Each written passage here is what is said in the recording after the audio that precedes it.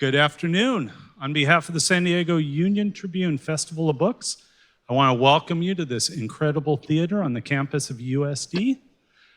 This panel discussion is on the new rules of war. Joining us remotely is retired Air Force Brigadier General Rob Spalding.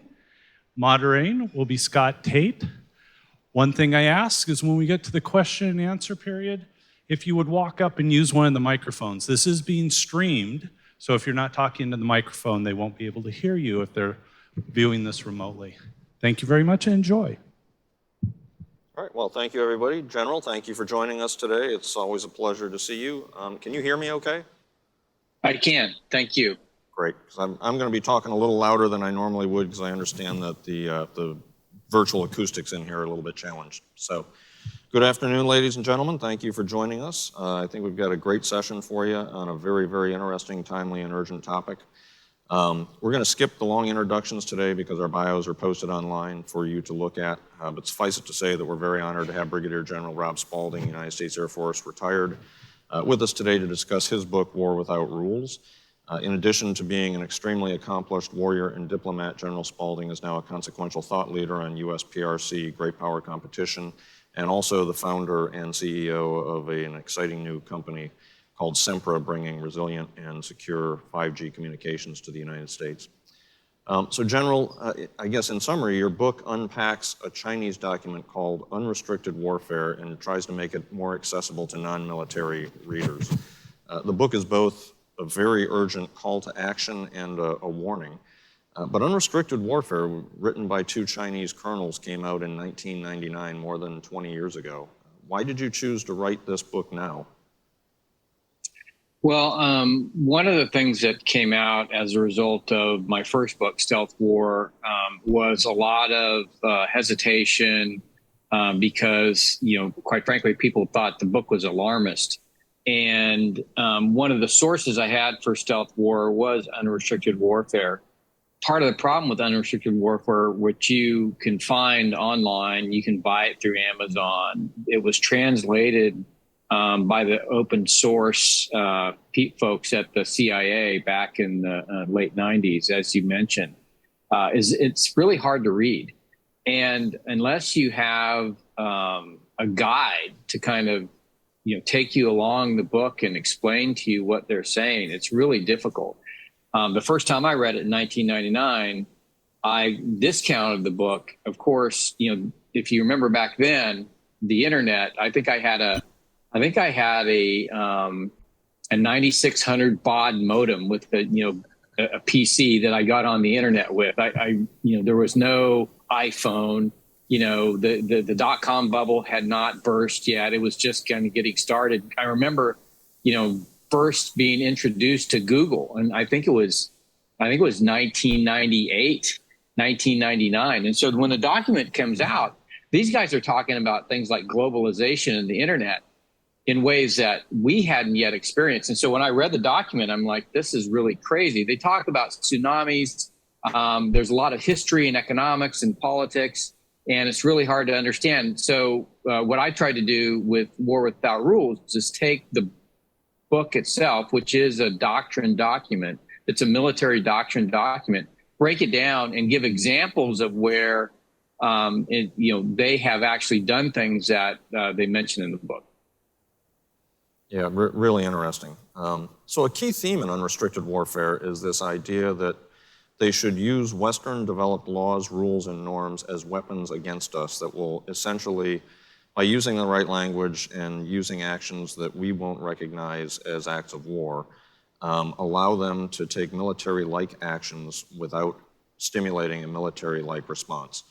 I found it particularly interesting that they praise Machiavelli even more highly than Sun Tzu or Clausewitz because they say his thinking transcended the military element of power. At one point in the book, you even characterized the CCP's view as only suckers and losers follow international rules.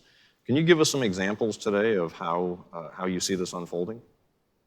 Well, Scott, as you know, when we were in the Pentagon together, we were working on the issues with regard to the South China Sea.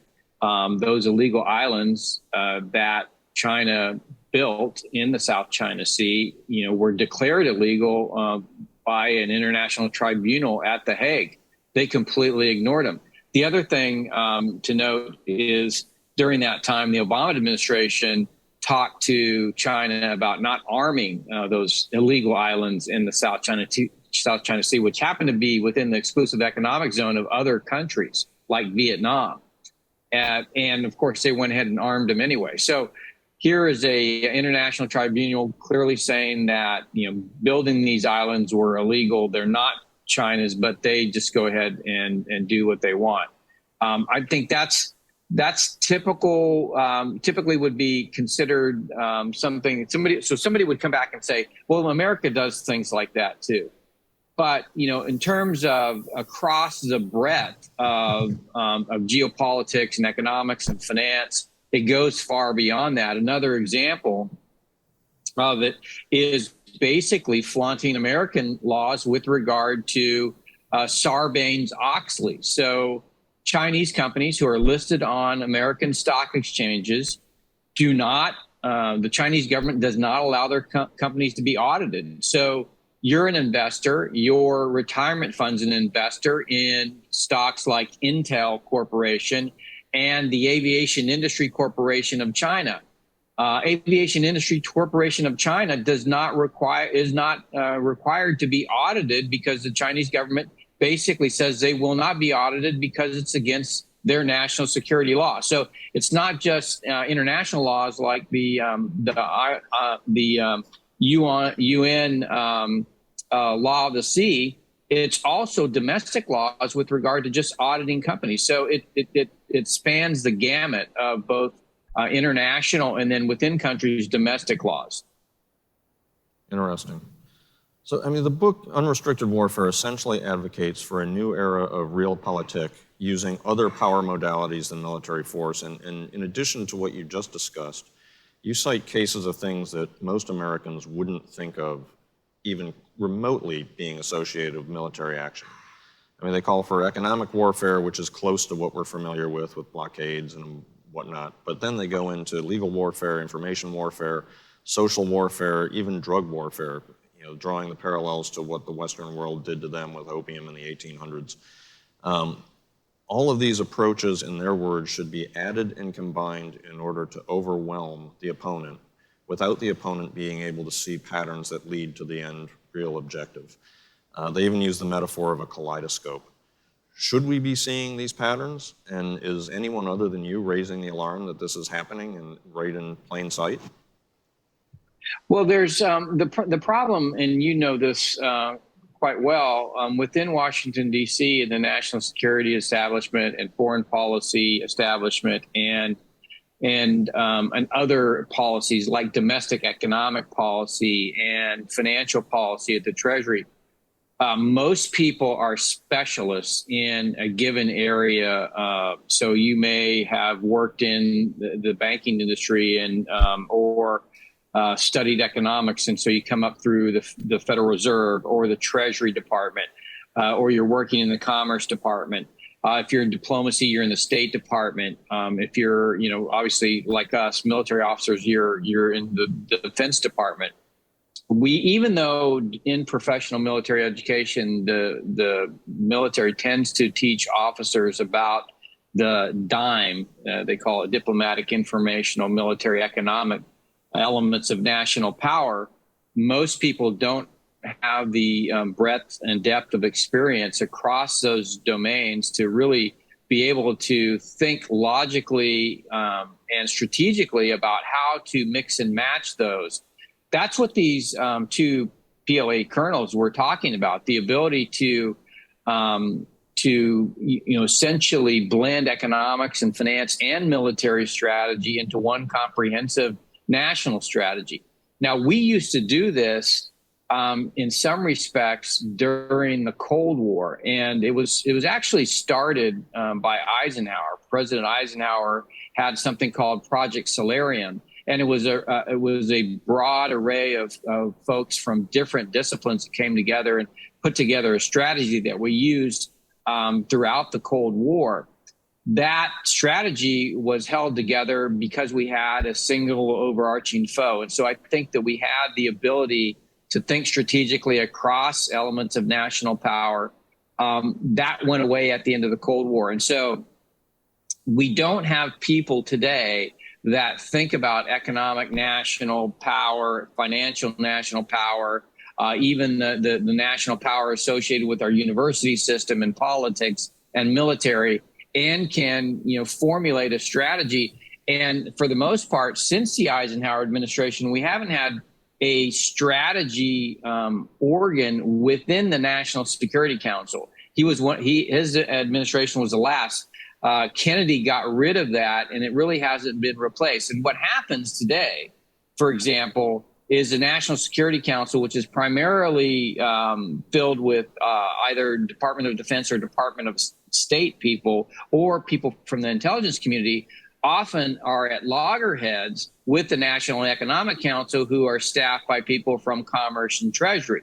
So, for example, when we say, hey, we need to build our industrial base because it's not good for our national security if China makes everything, like electronics and quantum computers, the National Economic Council will say, yes, we don't do industrial policy in the United States because we believe in free markets. Well, so in many ways, our system has forgotten a lot of the elements that we used against the Soviet Union during the Cold War, and they're not even taught in the university system. So we're at an extreme disadvantage because, economically here domestically, we don't think of our economy or our financial system as being an extension of our political independence and sovereignty. But in this document, this doctrine document, Unrestricted Warfare, these two colonels clearly lay out that your banking system, your economic system, how you trade, all of these are elements of your national power and can be attacked without military force. And that's really what they lay out. How do you attack those things without using bombs and bullets? Interesting. Yeah, there are some frightening quotes in there, and as you said, very prescient, given that it was written in 1999, before many people were even familiar with these technologies.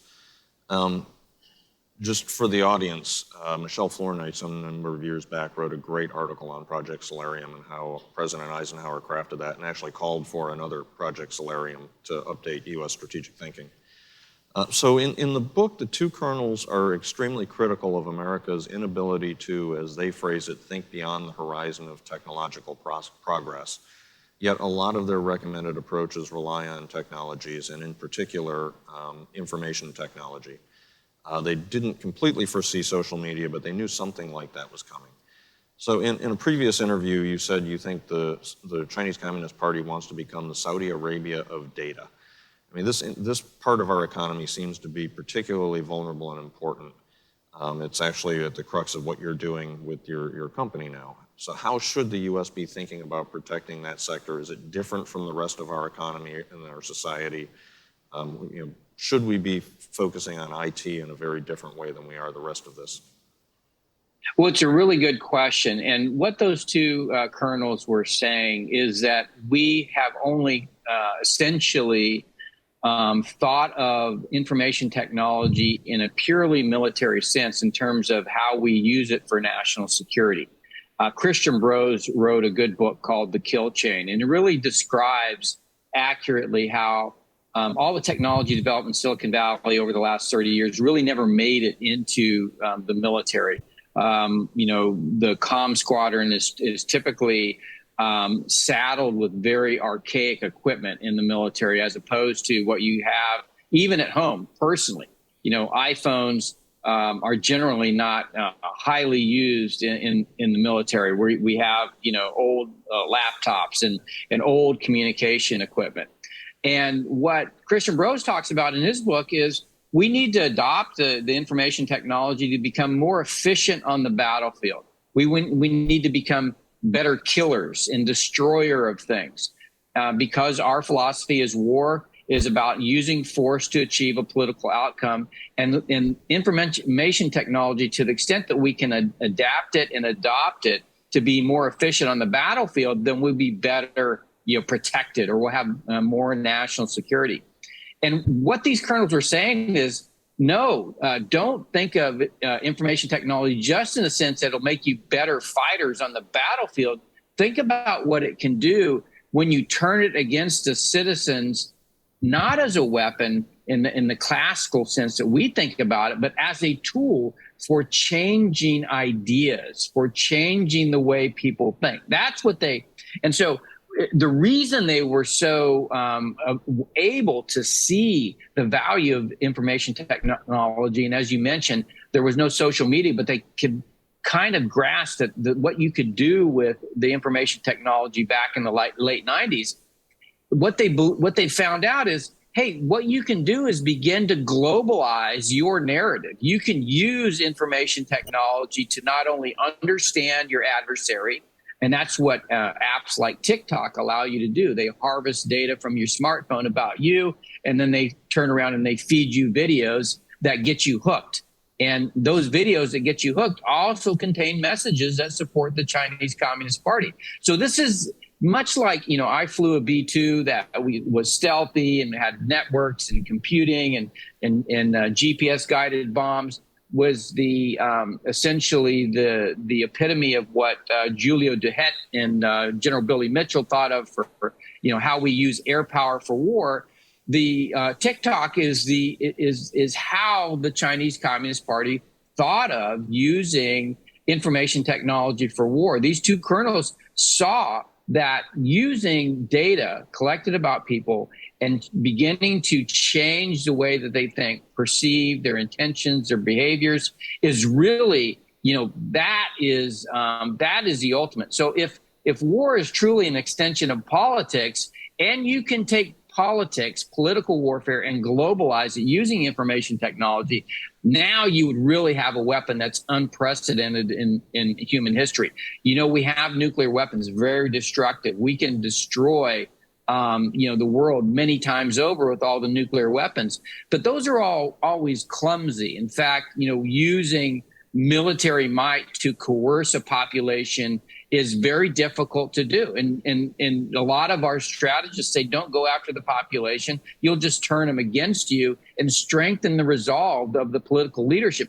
But if you can get into the hearts and minds of the people themselves and begin to change their belief in their political system, their social system, if you can change the way they think about having faith and confidence in their institutions, in their domestic political institutions, or in international political institutions, now you have a weapon that you can begin to slowly corrupt the system. That's what they were talking about. And what's so prescient about it, as you mentioned, there was no iPhone. It wasn't even on the horizon. These tools like Facebook and Netflix and TikTok, Twitter, all of these things were not even thought of at the time, and they were able to extend, much like Duhet and General Billy Mitchell were able to envision the airplane, but it would be almost 100 years later before you add the realization. For these guys, it was a decade. In a decade, they began to see the realization of their vision for how you could use information technology in a new way to essentially establish a pathway to getting your interests fulfilled, not by force or coercion, by actually beginning to have democracies lose faith in their systems. Yeah, it's interesting that the authors essentially say that they think nuclear weapons had made conventional conflict irrelevant and outmoded. And that, since the purpose of war is to compel another to do your bidding, and it implies that there's a society, that there's some gain left to be had, that the use of weapons to destroy things was an incredibly foolish way to go about it.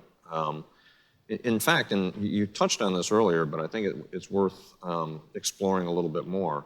They are very critical of the U.S. military in particular being unable to think beyond military actions. And you seem to share that, at least with regard to the U.S. military being unable to think beyond conventional, traditional military methodologies. But particularly in our system, is the military the right organization to be dealing with this challenge? If it is so broad, And you touched on the National Security Council.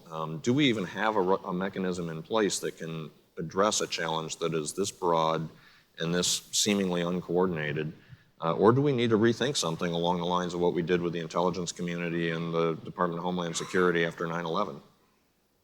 I really do think, so getting to nuclear weapons, I think what you had, with the evolution of nuclear weapons and their use, the realization that they were a different type of weapon, and you had to have some kind of intellectual rigor that went behind their use. And so there arose programs in academia in the United States that began to study things like deterrence theory.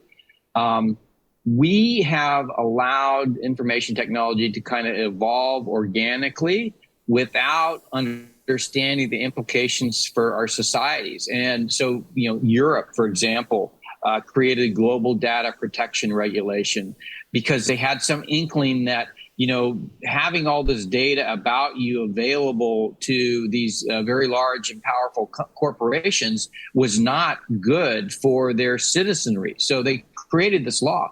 Unfortunately, as is usually the case, technology bypasses law, and GDPR has been totally ineffective at protecting the data that's collected. In fact, I can, easily get data about, everybody in the audience now, just by the fact that they have their smartphone with them, and that smartphone data is available to the highest bidder, anybody that wants to buy the data. And I can sit down with an intelligence analyst and begin to pick apart the people that are in the audience, what they're doing, where they go, who they interact with, what they buy. All of that data is completely available. And then that can be used and is often used by intelligence services for, having, an ability to, go and, say, bump the person and begin to create a relationship that they think is totally, coincidental, when in fact the whole thing was planned and it's all based on data that's been gained about you. That's just one of the ways that you can use the data. But, who has the requisite skills and knowledge and understanding of the technology space today to be able to think about how we use this stuff differently than say I was taught to, or you were taught in the Navy to, think about using our tools for war. We don't have that. And so I don't think it necessarily exists right now, the right organization. I can't even consider how you would create it. I'm kind of under the impression that we need to begin to study this, maybe much like Project Solarium, but begin to bring together experts that are technologists that understand how this technology is used. And then, but you have to think deeper and across the society. It can't be that you're just going to, essentially have the military be the purveyors of this type of warfare, because it affects the Treasury, it affects Commerce Department, it affects the State Department, it affects Department of Justice and FBI and the U.S. Trade Representative. And you need people that understand it from those areas.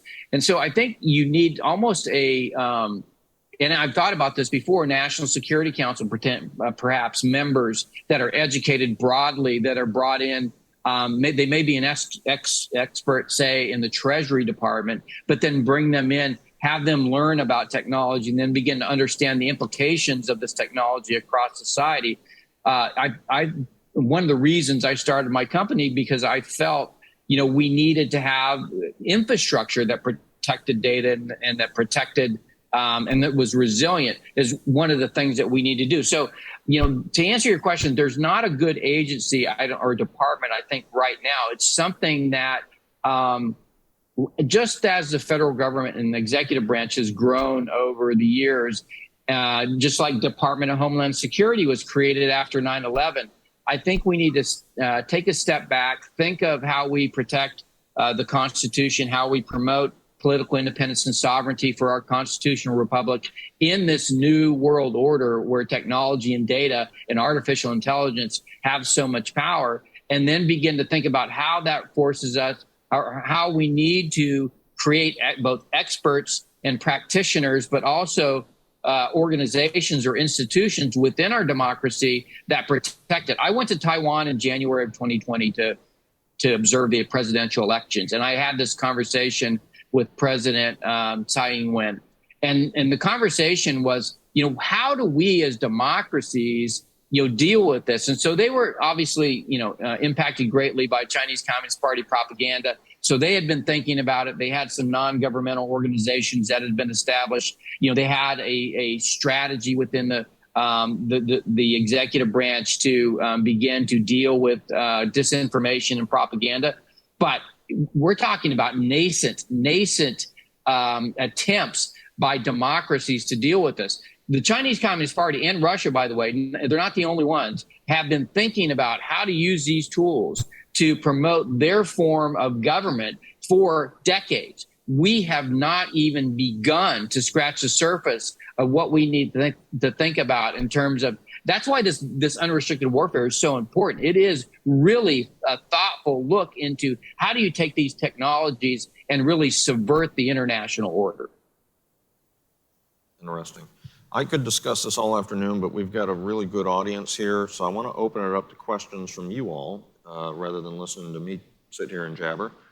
So if anyone has a question, the microphones are open. If not, I've got plenty more on my mind to talk about. General, what about an institution like RAND Corporation, filled with generalists who are friendly with the Defense Department and have multidisciplinary orientations as a way of building up our response to the crisis you're alerting us to? Scott, could you repeat that, please? I couldn't hear. He asked if RAND Corporation or similar organizations might be useful since they're kind of inherently multidisciplinary. Did I characterize that correctly, sir? And friendly with the Defense Department. Yeah, unfortunately, and this is the same thing with the Defense Intelligence Agency. They are so focused on, and I'll use Mattis's phraseology, lethality, right? How do we become more lethal on the battlefield? And that's exactly what I'm talking about. Trying to get a national security-oriented organization to think about the things that those two PLA colonels wrote in Unrestricted Warfare is almost impossible, because they see their customer as the Defense Department, and the Defense Department does not see its role as fighting political warfare. It sees its role as once they are ordered by the president to engage, to use force to achieve an objective. And so any organization that's supporting the Department of Defense is going to think about their mission in that way. And they're not going to think about it in the way that we're talking about here. That is the beauty of unrestricted warfare, because we have created this enormous behemoth system, almost $1 trillion a year now for the Department of Defense, but it is completely blind and oblivious to political warfare in the way that they talked about. And they said, and this, Scott, you mentioned it, this is why they're laughing at us. They're saying, you guys, you think you're so good and you're so smart and you know so much and you're so technologically sophisticated that you can throw bombs down a ventilation shaft, but you can't understand that these technologies can also be used to subvert your society. And so no, I don't think any of these organizations are prepared to look at warfare in the way that these two PLA colonels did. Sir? Thanks. I'm glad. So you mentioned Russia just right towards the end of your comments, and I'm curious, and I'm certainly interested about if you have insights about how the Russians, along with the Chinese, have been using information technology that I'm kind of familiar with as an IT end user guy, as a support person, to impact their, or to try and advance their worldview onto the West. And are there democracies, I'm thinking about maybe Israel again as an island in the Middle East that has some technological capacity. Are there groups or nations that are using or that are looking at countering those efforts? Well, so I think the difference between the Russians and the Chinese, quite frankly, are that there's two things. One, the Chinese just have the resources, unbelievable resources of a much more massive economy.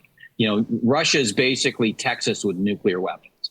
And so in addition to bots, both of them use bots so on platforms like Twitter. But the Chinese have millions of what they call Wu Mao or 50-cent army that go on. And so they're actual people. So they have bots and people.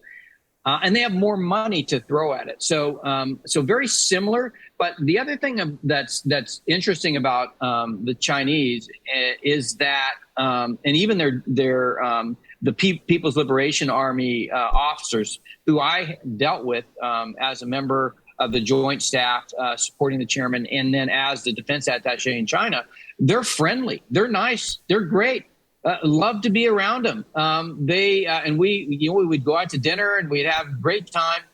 But they are absolutely committed to what they do. The Russians, on the other hand, are a little bit more gruff, and they're not as friendly to deal with. And so the Chinese, quite frankly, are very expert. The People's Liberation Army are very expert, are getting into your good graces, as is the Chinese Communist Party. This is what they do so very well. And the Russians aren't as good at that. So resources and just a very expert way of co-opting. And this, by the way, that co-opting aspect of their nature is part of, it's a historical part of how China has fought wars in the past. They've been invaded thousands of times. Now, I'm not saying that there is a direct line from, Imperial China and the Chinese Communist Party, because they are a Marxist-Leninist system. But what I am telling you that, Mao was, very much a historian and read ancient Chinese literature and understood the value of using, and the Chinese Communist Party, by the way, is expert in the value of co-opting people. And so there's both the kind of nature, that secondhand nature that they have of doing that, but also the resources are just, phenomenal. Think of the resources of the FANGs, Facebook, Amazon, Apple, Netflix, Google, owned by a nation state that's a totalitarian regime that actually knows how to expertly use those. What are we talking about here? Not only are we talking about the FANGs, because they are on Facebook, they are on Twitter, but it's also Tencent, Baidu, and Alibaba. These platforms exist today. TikTok, multi-billion-dollar platform today. Now, who's doing something about this? Interestingly enough, the United States could not bring itself to ban TikTok. This is a problem. For example, WeChat, which is a Chinese social media platform, actually it allows you to do a lot more, shop and do other things.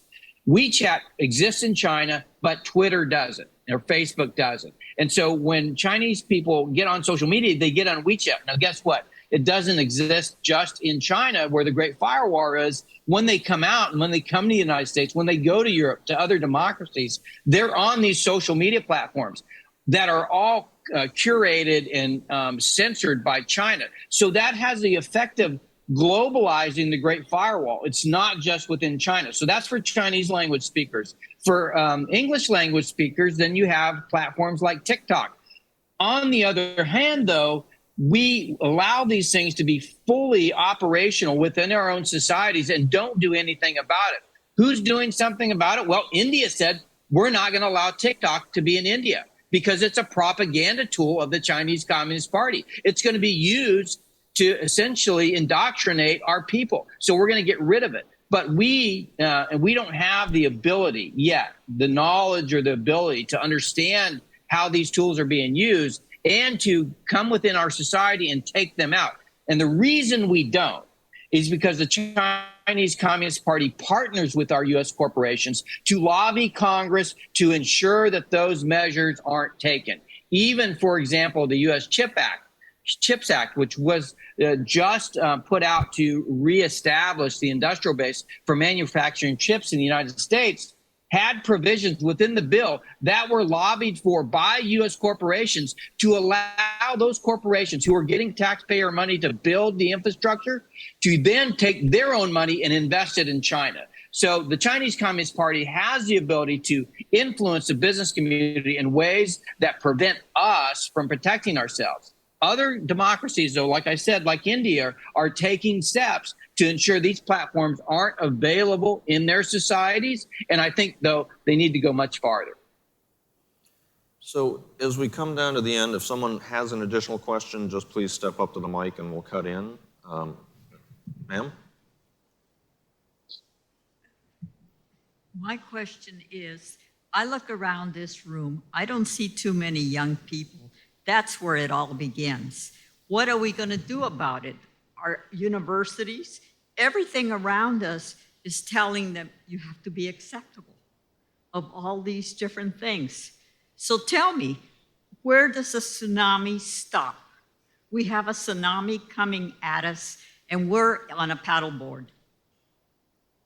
That's my question. Well, it's a very good point. That's a very good point. You know, back in 1999, when this document, the Unrestricted Warfare, was translated, we dismantled something that had been a feature of the Cold War, which was called the U.S. Information Agency.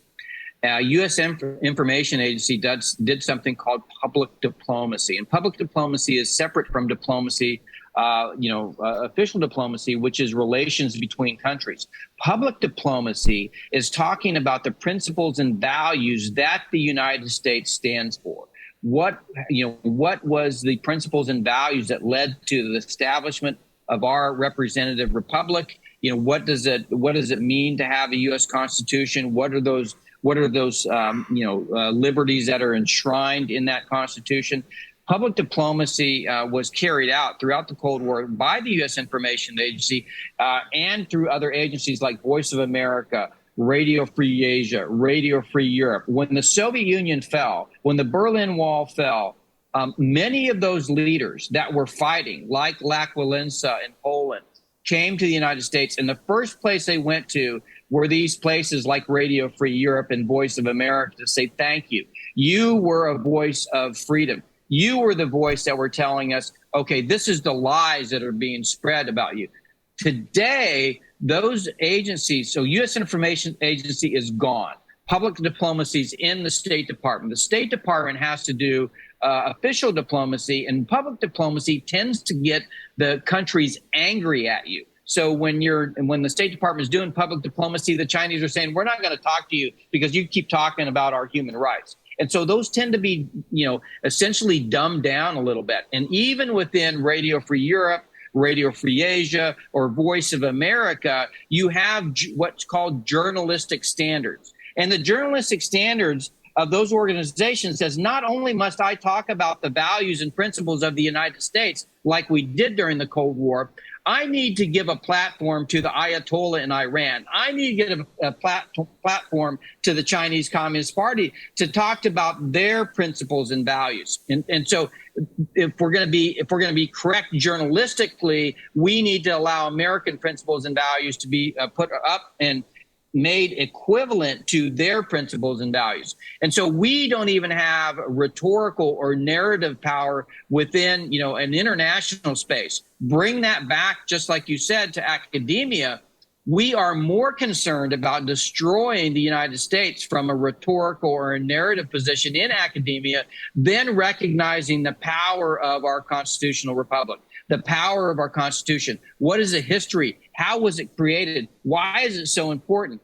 These are the things that our kids are not taught, and that is a fertile field for the Chinese to come in and say, we have a much better system. Even though we force prisoners of conscience to have their organs harvested, or we create a genocide for the Uyghurs, we're still morally on a higher plane because we have a better system. And in our own academic institutions, we tend to support that. So you have a very good point, and it's something when they talked about, when those two PLA colonels talked about a whole of government or whole of nation warfare, this is one of the parts of it. Academia is a huge component because they use it to indoctrinate their own people, and then they use the United Front Work Group and the United Front Work Department, which is a major arm of the Chinese Communist Party, to come into societies like ours and begin to pull at these strands. They want to undermine faith and confidence in our system, and they see our university system and our academic system as a good way to do that. All right, I think we've got time for one last question, ma'am. Hi, just for the record, I feel really intimidated right now, even getting up here. With that said, I myself, and what I taught my son was, you don't allow anything or anyone to indoctrinate your thoughts.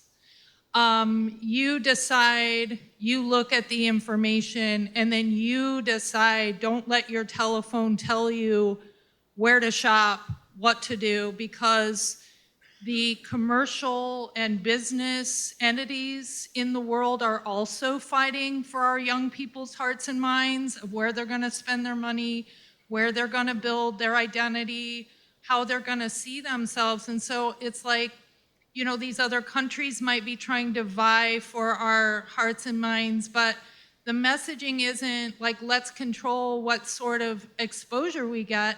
Let's control being a free-thinking individual person that is not going to be led down a path either by its own country or some other country. And I think that is something that my son brought into elementary, middle school, and high school, and they hated that about him, that he was questioning them, that he was challenging ideas. The educational system right now, at least some of the more traditional ones, are really squashing children's ability to think and speak for themselves. They're seeing it as defiant and kind of rude, and I don't see it that way. Yeah, definitely. Critical thinking is a very important skill that that's in short supply today. The problem with using data in some of these platforms like TikTok is the influence is very subtle, and it's designed to make it seem like you are making these decisions without any type of influence whatsoever. And so the only way that and this is why I started my company, the only way I think that we can really protect the population from that is to recognize that their data, your data, is equivalent to your personal identity today, and it needs to be locked down. It needs to be protected, and only you should have the ability to control that. And so we don't have an information technology, our architecture today that understands the importance of data to preserving democracy. Encryption should be widely available, widely used, and should be, prevent companies and organizations and governments from collecting data about you and then using that data against you in ways that you do not perceive. So it's a very big problem from a technological standpoint, not just a social and political standpoint, but critical thinking is not enough to enable you to understand or prevent that influence, because it's built into the way these platforms are built. They're made to make you think that it's your decision and not some other organization. Well, that's a great way to finish the panel. That takes us to the top of the hour. General, thank you very much. Ladies and gentlemen, the book is for sale here at the festival. I would encourage you all to read it, because when you take the understanding that the book provides of what's going on, particularly in this election year in 2024, and apply critical thinking to it, you will be able to see clear patterns emerge that unfortunately many Americans, I think, are missing today. So, General, thanks again. Thank you for tackling this very difficult issue. And Thank you.